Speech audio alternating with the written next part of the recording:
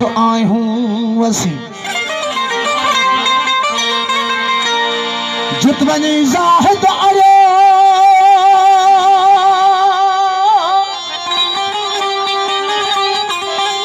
ओ जुत बनी जाहिद अरियो आजाद उत आए हूँ वसी जेकी पढ़े हूँ पान थो उस्ताद उत आए हूँ वसी जाहिद करे जे पार दे ते पार जा असी पातनी हुआ मोहम्मद थो मोटो पिटे खुश शाद उत आए हूँ असी हू दाद थो जे खां घुरे उत दाद गरदाए मसी बेसमझ जाने की न की इमदाद उत आए हूँ असी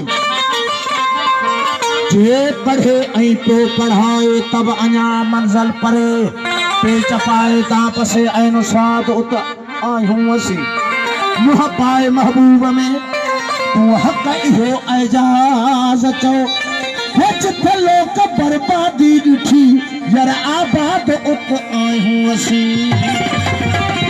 मुर्शिद ओ होवे जड़ा सही हराम खवावे मुर्शिद ओ होवे जड़ा सही हराम खवावे अंधेरे दे विच बाले दिया रोशन कर दिखलावे जुर्द वजीफा दसे थोड़ा मगज ना खपावे हाँ मुर्शिद ओ हवे बुलिया जड़ा अगदा जिम्मा चावे पहाड़ पुजा ओ सतगत तस्बीह सतगत नमाज़ा मत उम्र कुफर जा तू जावी हज कर किते अलामतो यार तेरे घर आवे तू जावी हज कर किते मताओ यार तेरे घर आवे आंख गुलाम फरीदा कर यार को सजदा तेरी काबे कलूज छुट जाए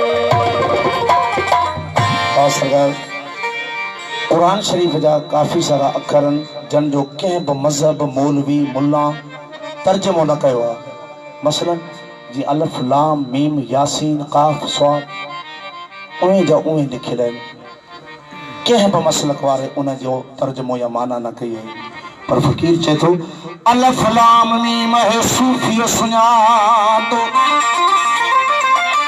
अलिफ लाम मीम है सूफ़ी सुञातो मज़हब इन माना खां गूंगो ऐं बातो सुम्ही हुक्मुन उमीयुन जटन ना जातो बेमगन अथन प्रिय सां अथन नफ़्स सां नातो जानण चन चे पातो जनना कयो पंहिंजे नफ़्स खे पर अलिफ लाम मीम है ज़ाहिर ज़हूरो हयन लिकायो हक़ खे सड़न खे छो सूरो जानण चन चे पूरो पतो न जन प्रिय जो अलिफ लाम मीम सोझे कर सही वक्त वजई थो बेसरार में पो न रही जानण चन चे सही तू पुछंदे केड़े फर्क ते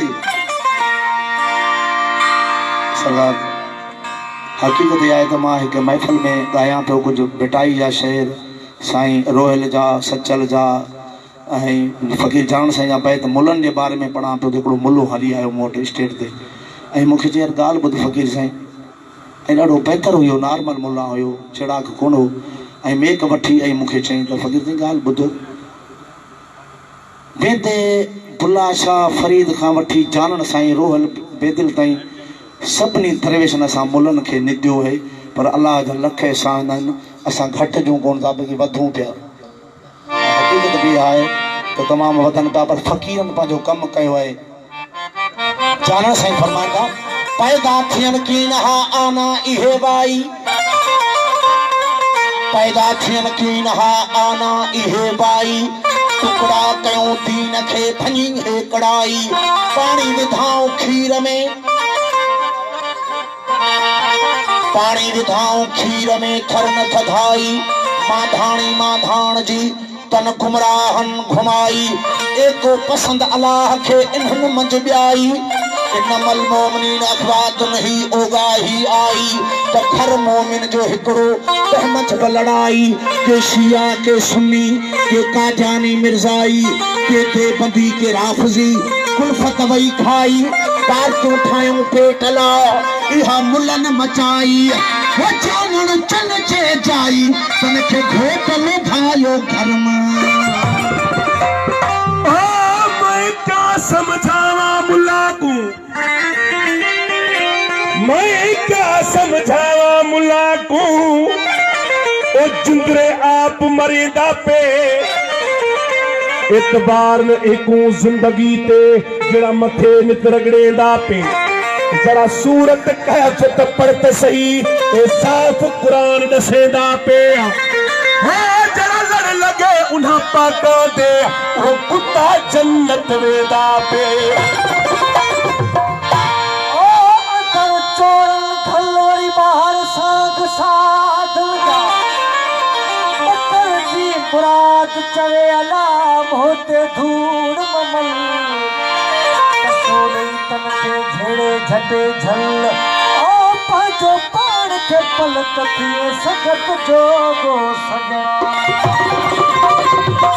बार में पिठू यार थो वायूं करी मिसाल जूं कई न कतरे जेतिरो को फिल अंदर दीदार बदिला भुआ लोग अजे थो हणी लख हजार अला लअनतुल्लाह काज़बीन ये कूड़न सीकार उदई ता पार न त मिठी माठ मुराद जो अला वो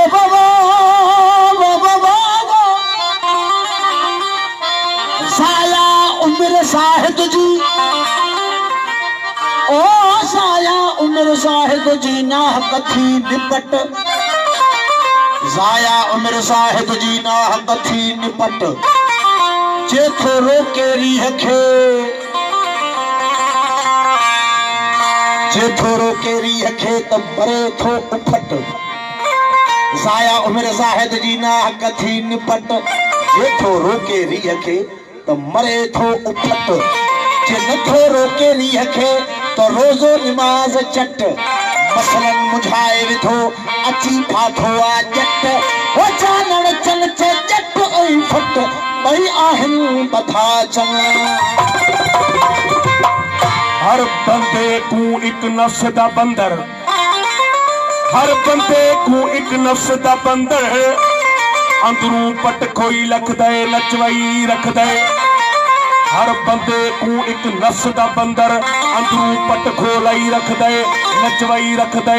पोड़ी चार कढ़े दे डाके बिच थाले माल मरई रख दे नचवाई रख दे। पढ़िया नू ओ राह भुलेंदा, पढ़िया नू ओ राह भुलेंदा अनपढ़िया नू वटकई रख दे नचवाई रख दे। आयाज फकीर एक मर्द कलंदर ई बोलू कूनत पई रख दे नचवाई रख दे।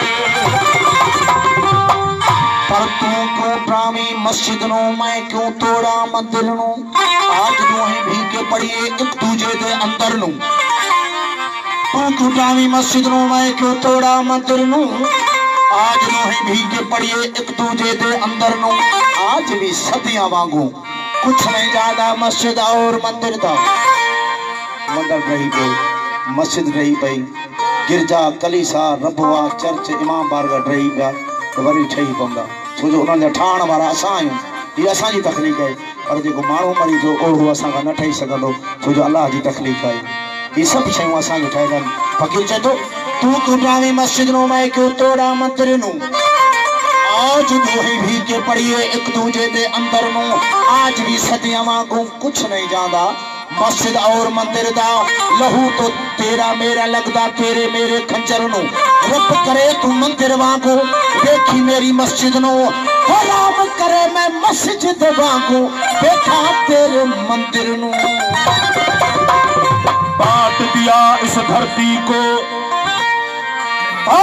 बांट दिया इस धरती को, बांट दिया इस धरती को। चांद सितारों का क्या होगा, नबियों के कुछ नाम रखे बहती धारों का क्या होगा। शिव की गंगा भी पानी है, आपे ज़मज़म भी पानी है। मुल्ला भी पिए पंडित भी पिए, पानी का मजहब क्या होगा। इन फिरका परस्तों से पूछो क्या सूरज अलग बनाओगे। एक हवा में सांस है सबकी, क्या हवा भी नहीं चलाओगे। नस्लों का करे जो बंटवारा, वो रहबर कौम का ढोंगी है। वो क्या खुदा ने मंदिर तोड़ा था, जनाम ने मस्जिद तोड़ी है। और जात पात जिद में था हजारे हैरान, सिर कटा के सूली चढ़ा था खत्म खानदान, सिर कटा के सूली चढ़ा था खत्म खानदान। आहन सब इंसान पर मजहब बुझाए छड़िया। दिल पे हैरत ने अजब रंग जमा रखा है, एक उलझी हुई तस्वीर बना रखा है।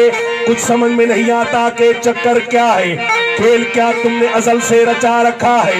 रूह को जिस्म के पिंजरे का बनाकर कैदी, उसने फिर मौत का पहरा भी बिठा रखा है। देखे तदबीर के पंछी को उड़ाने तूने, दामे तकदीर भी हर सिमत बिछा रखा है। करके कोने में बरसों की आराश तुमने खत्म करने का भी मंसूबा बना रखा है।